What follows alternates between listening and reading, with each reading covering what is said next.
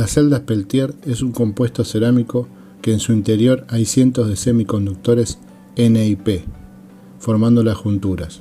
Acá en este diagrama se puede ver en el interior que cada par N y P está aislado del otro y en serie. Y nos quedan las dos caras, una que se va a enfriar y la otra que va a calentar. Es necesario que se coloque disipadores de temperatura en ambos lados, como así también sus forzadores. Entre el cerámico y el disipador se coloca grasa o pasta térmica. Esta celda se alimenta por 12 voltios y viene en diferentes amperes, de acuerdo al tamaño de la cava.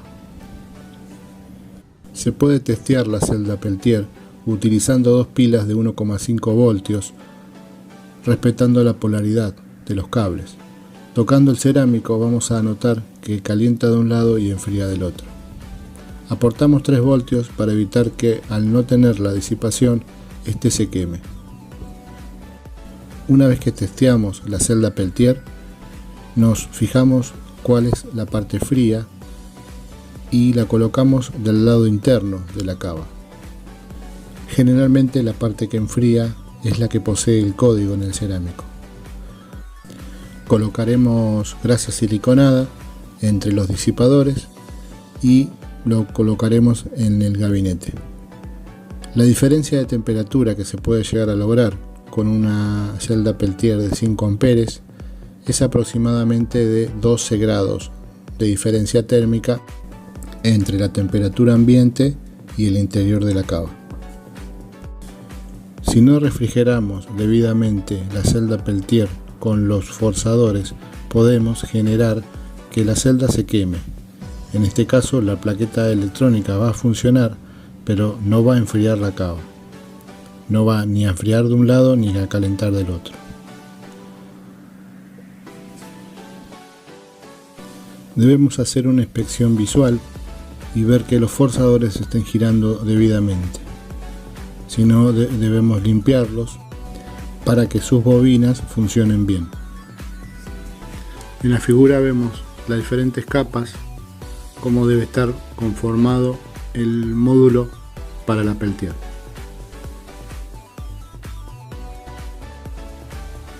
Debemos determinar cuál es la parte que enfría y cuál es la parte que calienta de la Peltier.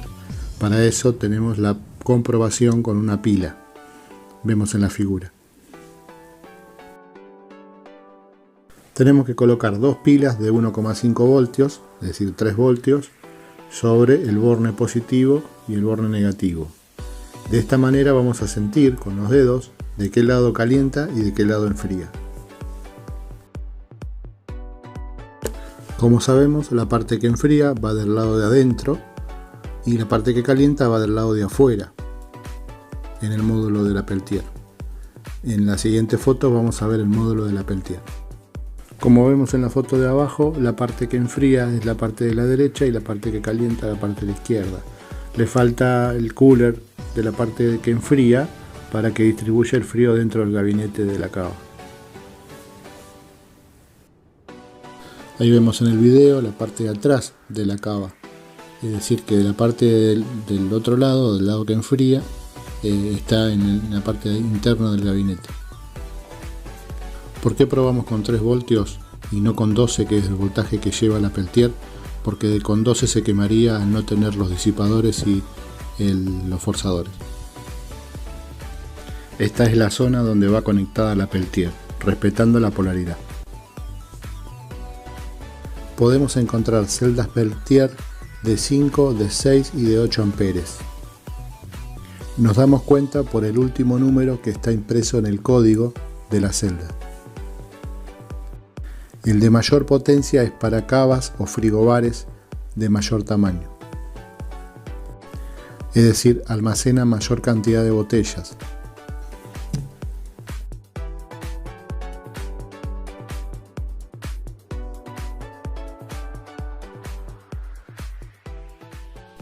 Tenemos en esta placa una fuente con una entrada de 220, conector blanco, con su protección de entrada que encontramos el varistor de color azul, PTC de color negro, que es una resistencia variable positiva, bobinas y capacitores de tipo poliéster que actúan como filtro, fusible de protección, puente de diodos 1N4007 y dos transistores MJE 13005, transistores de potencia. Son transistores NPN diseñados para su uso en circuitos inductivos de conmutación de potencia, de alta tensión, alta velocidad, 400 voltios, 4 MHz, 75 watts, 4 amperes. Esa es la característica de este transistor. Son dos transistores iguales.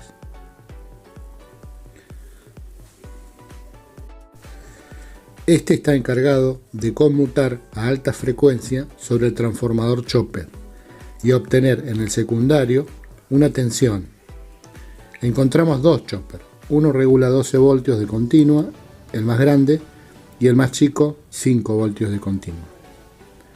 Encontramos además un diodo rectificador tipo Schottky para filtrar la corriente. Cuando tenemos un golpe de tensión y los componentes de protección son insuficientes, por ejemplo, varistor, fusible, PTC, los diodos rectificadores, ellos todos se ponen en corto.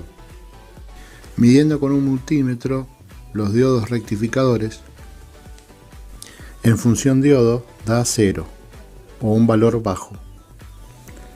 El transistor de potencia 13005 en algunos casos también se pone en corto. Los medimos con el multímetro, punta negra en el centro y para cada extremo punta roja. Debe dar en función diodo como si fuese un diodo. Si está en corto, marcará una medición baja o 0.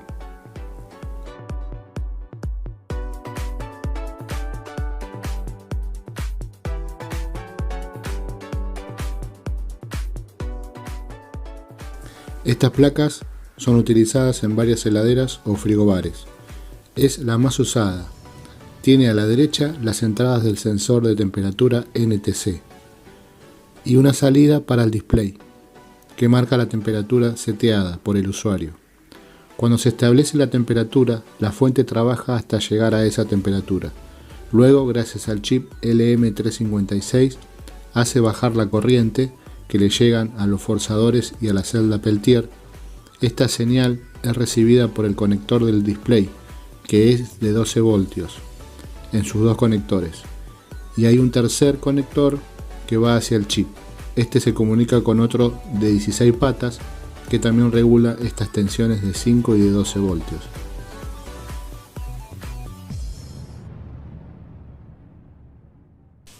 Con el corto de este transistor, se lleva consigo la resistencia que está en su base. Se trata de una resistencia baja de 2 ohms, una para cada transistor. Este se abre marcando un valor muy alto. Revisar la resistencia del lado, la de 2,6K, y tenemos otra resistencia en la misma zona de 10 ohms. Y por último tenemos los diodos Zener 1N4148, que son de vidrio. De 5 voltios son estos, también en corto. El diodo rápido Schottky. Se mide igual manera que el transistor 13005.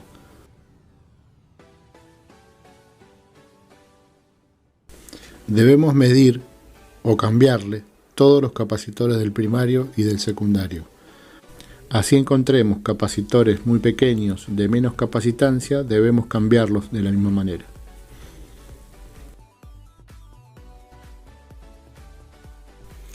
Muchas veces cuando restablecemos el corte de tensión, lo que es fusible, varistor, el puente de diodos, cuando conectamos la Peltier, solamente en el instante de conectar la Peltier, nos muestra esta falla que está en la imagen.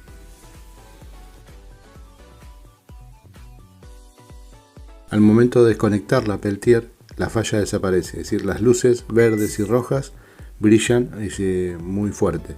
Esto es porque hay algunos capacitores que están bajo de capacitancia. Por eso es importante remover todos los capacitores y poner los nuevos. Y medir bien las resistencias que habíamos mencionado anteriormente y los diodos Zener.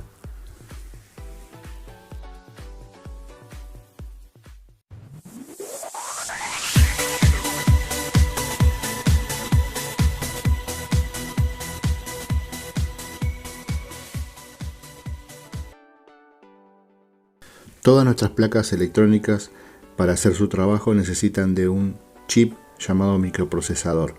El procesador es un elemento que realiza todas las funciones y las instrucciones de un programa. Si nos ponemos en el punto de vista de la máquina, estas operaciones se reducen a simples cadenas de ceros y unos, llamados bits, y que representan los estados lógicos: 1, paso de corriente; 0, no paso de corriente, formando así estructuras lógicas binarias que incluso el ser humano es capaz de comprender y programar en código máquina, ensamblador o a través de un lenguaje de programación de más alto nivel.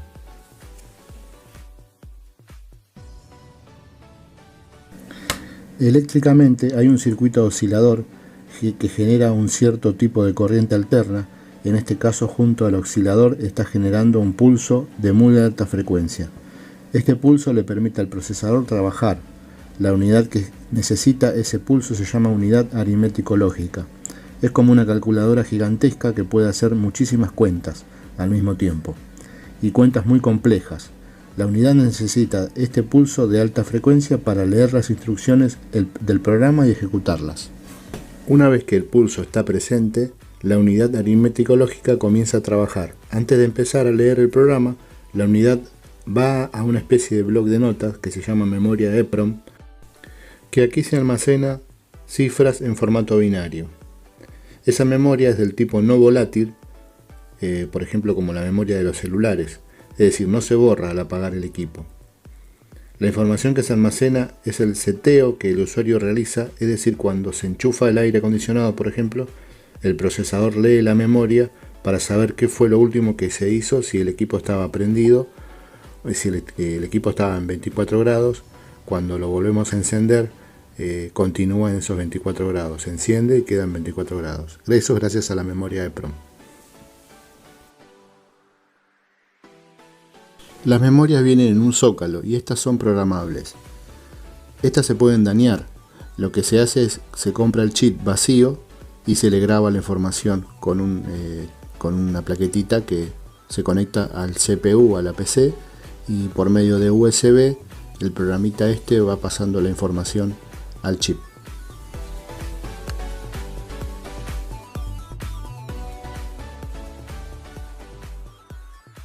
Vamos a analizar las patas internas del chip de la memoria EPROM. La pata número 1 y la 2 son los controles lógicos de entrada y salida, son los bus de datos. En realidad acá tenemos 0, 1 y 2, son los bus de datos. La pata 8 es la tensión de alimentación de 5 voltios, es por donde se alimenta el chip. La pata 4 es la tensión negativa, ground. La pata 7, WC, es la tensión de programación.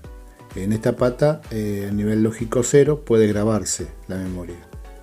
A nivel lógico de 5 voltios, no se puede grabar. Estaría protegida sobre escritura. Es decir, cuando le llegan 5 voltios en esta pata, no se puede grabar. Para poder grabarse, lo que hacemos es las 4 patas de la izquierda irían a masa y la pata WC también a masa para poder grabarse la memoria. Igual eso lo hace el grabador de memoria, ¿no? El chip, el zócalo donde uno conecta el chip. Después tenemos la pata 6, es el clock, pulso del reloj o cristal, y la pata 5, SDA, es la pata de datos. Ahí es donde entran los datos. Bueno, estos chips de 8 patas son las que nosotros podemos ver en toda la línea blanca que nosotros trabajamos y son programables.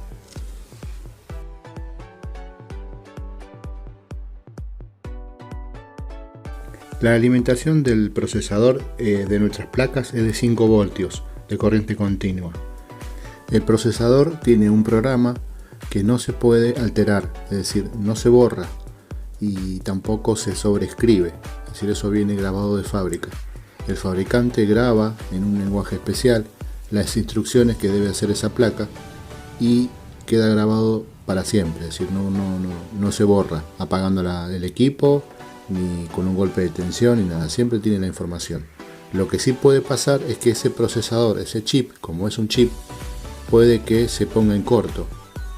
En este caso el chip quedaría inoperante, es decir, ninguna de las funciones las realizaría teniendo el programa internamente, ¿no?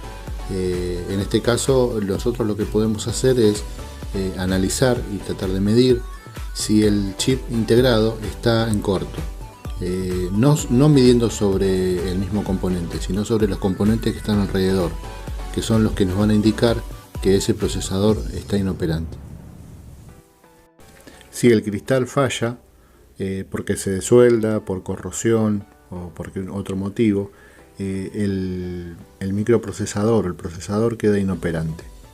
En ese caso lo reemplazamos, se busca un cristal con la misma frecuencia y se coloca en la misma posición. No tiene polaridad el cristal.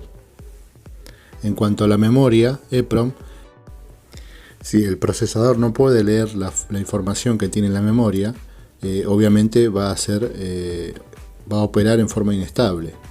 En este caso retiramos el chip, grabamos un chip nuevo y lo colocamos en la posición que va. Este chip sí tiene polaridad, lo indica el impreso de la placa. Y la pata número 1 la tenemos marcada con un punto. El procesador no maneja temperatura. Lo que necesitamos para que el procesador maneje temperatura es un sensor que va a tener un valor de resistencia para cada grado centígrado, y eso va a determinar una caída de tensión. El procesador no lee temperatura, lee voltajes. Si los voltajes están alterados por las tensiones bajas de la placa, por ejemplo, los sensores se desvalorizan y por ende el micro va a medir mal la caída de tensión y su operación será errónea. Por ejemplo, en placas de heladeras con fuente lineal, con tensiones malas, la fuente funciona mal, los sensores no tienen la tensión debida y el procesador no cumple los ciclos de descongelamiento. O en un aire acondicionado, por ejemplo, hace que el compresor no encienda o que no corte. El termistor es una resistencia, componente eléctrico, cuyo valor varía en función a la temperatura de una forma más acusada que una resistencia común. Su funcionamiento se basa en la variación de la resistividad que presenta un semiconductor con la temperatura. Este componente se usa frecuentemente como sensor de temperatura. Existen dos tipos de sensores: NTC, coeficiente de temperatura negativo, y PTC, coeficiente de temperatura positiva. En los NTC, coeficiente de temperatura negativo, al aumentar el calor, la temperatura, disminuye la resistencia. En el PTC, aumenta la temperatura y aumenta la resistencia.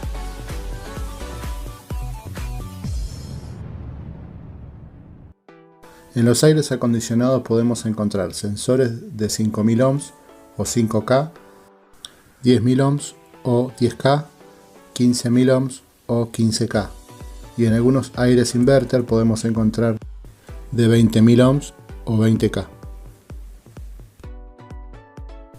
Como habíamos dicho anteriormente, el procesador no sabe de temperaturas, solamente de voltaje. Lo que mide el procesador es una caída de tensión en los sensores, es decir, sin los sensores colocados, la conexión, el conector de los sensores es de 5 voltios. Si nosotros le conectamos un sensor de 5K, vamos a tener una caída de tensión que va del rango de 2 a 3 voltios. Es decir, el paso número 1 sería medir el borne de los sensores con el sensor colocado y tiene que tener una caída de tensión de 2 a 3 voltios. Eso sería lo correcto. Si tiene un voltaje menor a 2 voltios o mayor a 3 voltios, el procesador lo daría como malo y daría un error.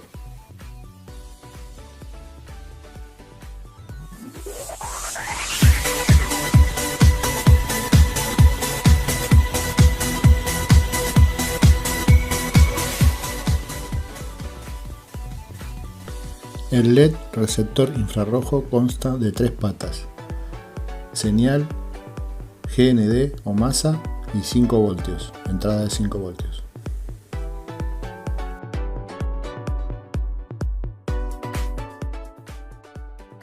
Para probar el emisor del control remoto debemos colocar el control remoto sobre la cámara de fotos del celular y presionar cualquier botón. Veremos de esta manera el haz de luz que emite el LED.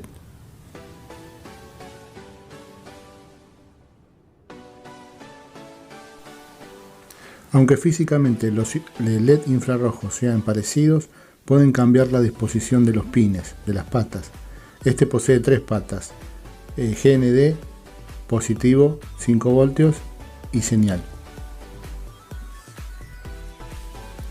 Trabajan a una frecuencia de 36 kHz y 38 kHz.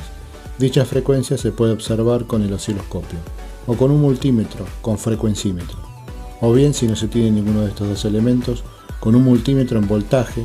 Al presionar el botón del control remoto observaremos una variación de voltaje entre GND y señal. El emisor manda 38 kHz o 38.000 veces un destello de luz hacia el receptor, en forma de código binario, ceros y unos, fabricado por el procesador del control remoto, y es capaz de ser leído por el receptor, fotodiodo o fototransistor, también infrarrojo y con la misma longitud de onda del emisor, y va codificando ese código binario que emitió el emisor y actuará sobre lo que el usuario está pidiendo, por ejemplo, encender el aire acondicionado, pasar frío o calor, bajar o subir temperatura.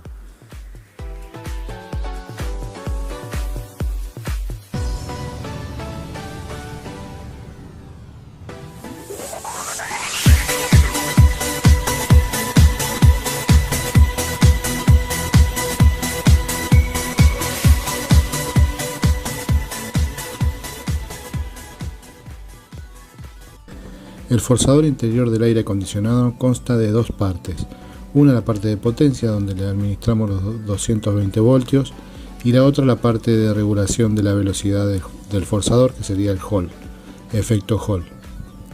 En la parte de potencia tenemos 3 cables: blanco, rojo y negro.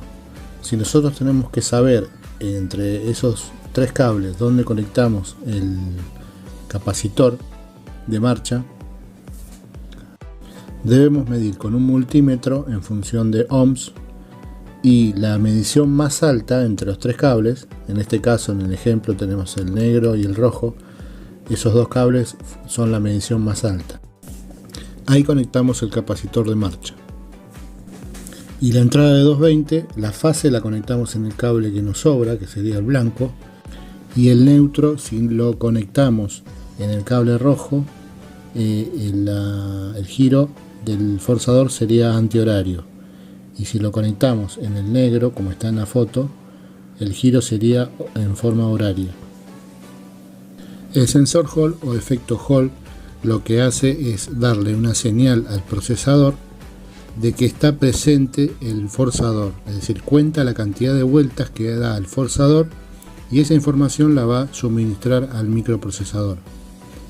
Si el sensor Hall no está conectado en la placa, el procesador espera un tiempo límite, y si no está esa señal presente, da el error E6. El sensor Hall puede estar alimentado por 5 voltios o 12 voltios. Después tiene GND o masa y el pin de señal, que es el que va al procesador. En el ejemplo tenemos una placa de aire split, donde el procesador manda una señal al ULN, y este ULN le manda una señal a un OptoTriac. Este es un chip de 7 patas que dentro tiene un fotodiodo y un triac. Este triac dispara una corriente alta y habilita la fase de 220 para el forzador interior. En su lugar también podemos tener un triac MAC 97, que la función es la misma.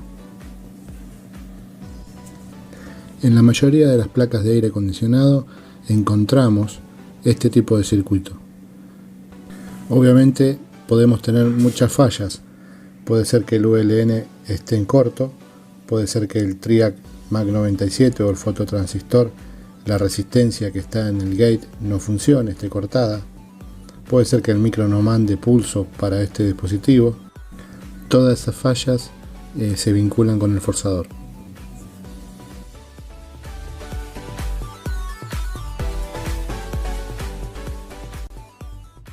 En el ejemplo tenemos un probador sencillo de Hall, donde tenemos la entrada de 5 voltios por positivo y negativo, y en el negativo conectamos un LED en la parte del cátodo, sería el negativo del diodo, y por la parte del positivo lo llevamos a una resistencia de 10K.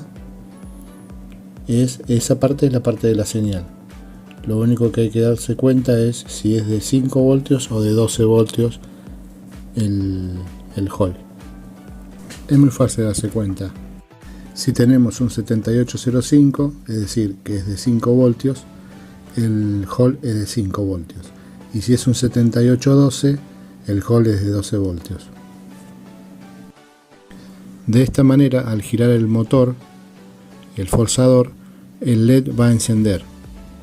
Es decir, los 5 voltios le va a dar un pulso, una frecuencia a la señal, y va a encender el LED. Cada vez que pase por el Hall, enciende el LED. De esta manera nos daríamos cuenta de que el Hall está funcionando.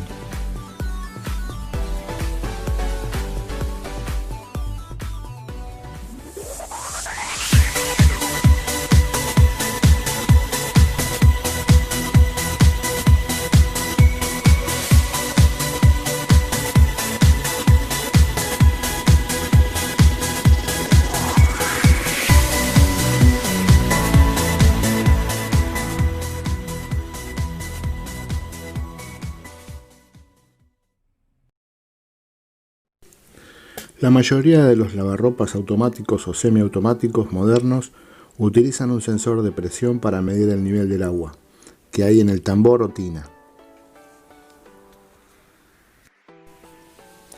Del fondo del tambor o tanque se conecta una manguera que sube hacia el sensor de presión.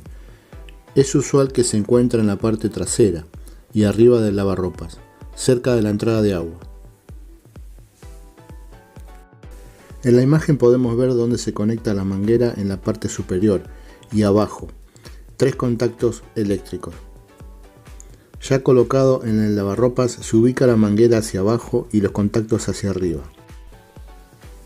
Del tipo de sensor de presión que mostramos hay 2 tipos, que internamente son similares, pero uno tiene un circuito integrado y el otro no lo tiene. El principio es el mismo.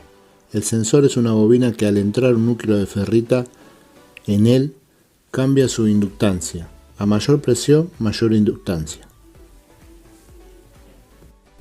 Podemos ver en el dibujo que en realidad el sensor es un circuito resonante, formado por una bobina de extremo a extremo.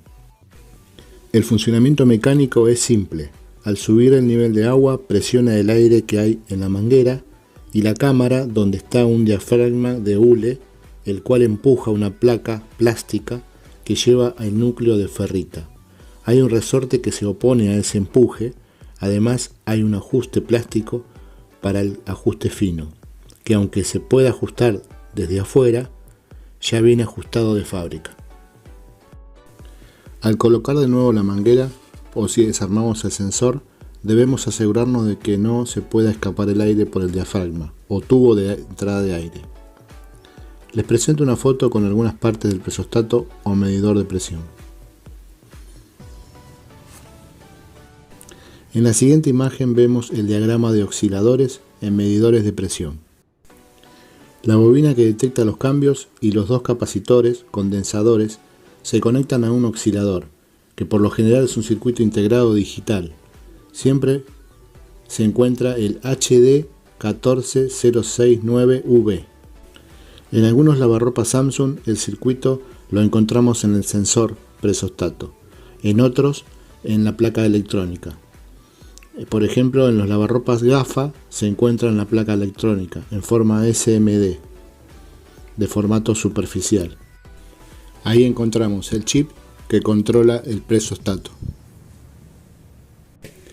En la salida lo que hay es una señal de corriente alterna, un tono, que es más alto cuando está sin presión, tambor vacío, y va bajando su frecuencia de acuerdo al nivel de llenado. Se utilizan dos inversores en paralelo, como osciladores y uno como buffer. El circuito de oscilación más común en los controles de lavarropas lo vemos a continuación en dos diagramas. Estos dos osciladores son casi iguales. La diferencia más sobresaliente es que este segundo control tiene 4 diodos, uno N4148 como protección. La frecuencia de trabajo de estos presostatos inductivos es de 26 kHz.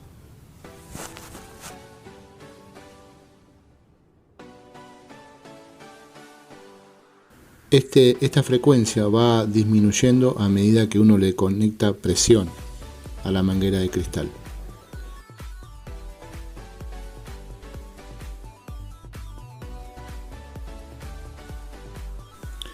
Para medir estos presostatos deberíamos tener un frecuencímetro, un multímetro que pueda medir frecuencias. De esta manera podemos darnos cuenta de que el presostato está funcionando adecuadamente. En la siguiente imagen vemos un diagrama del conexionado de un lavarropas GAFA a su presostato.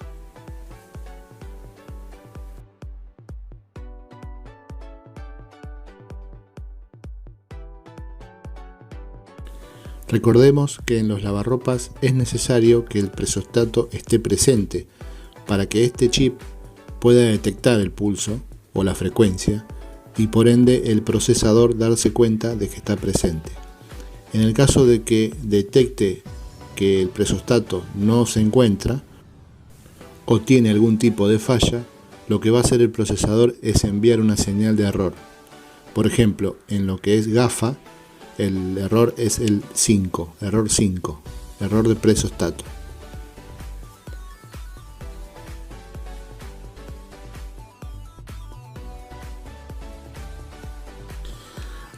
El presostato que vimos es el presostato inductivo, por el cual se maneja por frecuencia. El presostato común solamente maneja platinos y es un normal abierto o normal cerrado. En este caso estamos manejando electrónicamente el presostato.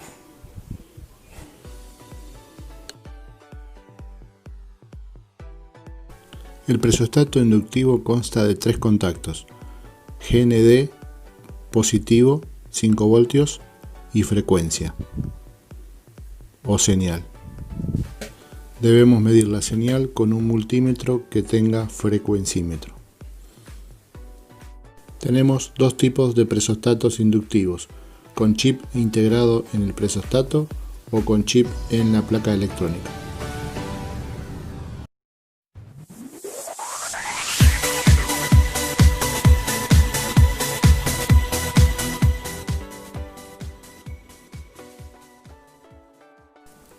Bloqueapuertas. Dentro del dispositivo de este bloqueapuertas tenemos un elemento llamado termistor PTC. Tiene un valor de resistencia para cada grado de temperatura. Estos, al recibir temperatura, eleva su resistencia. Ese sería el objetivo del termistor PTC. Este calienta a un bimetal que se encurva y provoca la unión de línea con común. Y a su vez, mecánicamente, se desplaza una pequeña leva para trabar el bloqueapuertas. Y es en ese momento cuando la puerta no se puede abrir.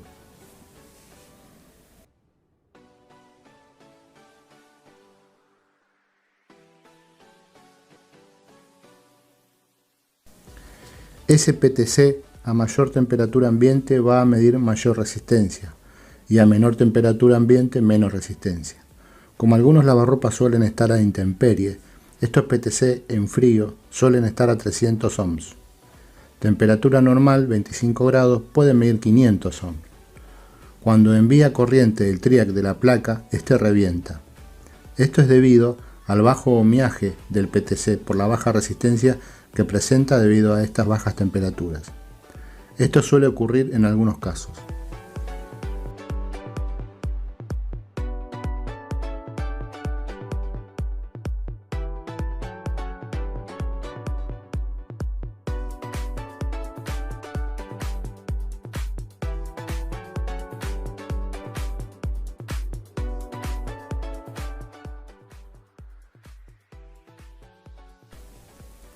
Debemos medir con pinza amperimétrica el consumo pico de ese bloqueapuertas. Un exceso de consumo haría reventar el TRIAC. Este consumo no debe superar los 0,7 amperes o 700 miliamperes. Recordemos que el consumo pico es el consumo inicial al enchufar. En sí el bloqueapuertas consume unos pocos 40 miliamperes. Para saber de las tres patas del bloqueapuertas dónde se encuentra el PTC, debemos colocar el multímetro en función ohms. Dos de las tres son las que miden bajo. De esa manera estamos identificando el termistor. Ahí encontramos fase y neutro. No es recomendable realizar el puente simulando el bloqueapuertas, pero para entender el esquemático, el conector que da continuidad con el TRIAC no se debe puentear. Se debe localizar la línea que es el que da continuidad con el enchufe. Esa es la fase. De las dos restantes, una va al TRIAC y por descarte la que queda es retorno común. Es decir, el puente es entre línea y retorno común.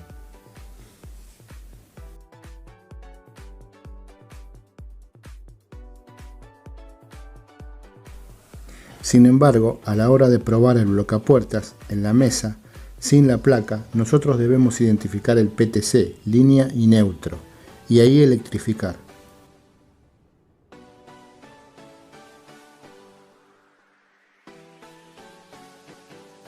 Si realizamos mal el puente, destruiríamos el TRIAC y posiblemente podría quedar en corto el procesador.